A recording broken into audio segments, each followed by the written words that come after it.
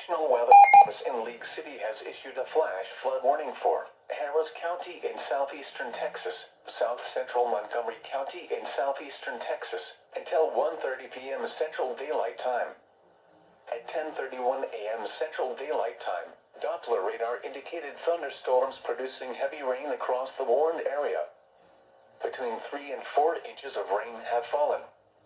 The expected rainfall rate is 3 to 5 inches in 1 hour. Additional rainfall amounts of 2 to 4 inches are possible in the warned area. Flash flooding is ongoing or expected to begin shortly. Hazard: life-threatening flash flooding.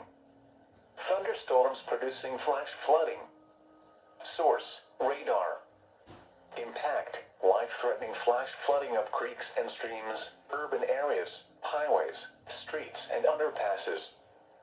Some locations that will experience flash flooding include Tomball, the Woodlands, Spring, Oak Ridge North, Shenandoah, Woodloch, the Woodlands Pavilion, Chateau Woods, and Hooks Airport. Turn around, don't drown when encountering flooded roads. Most flood deaths occur in vehicles.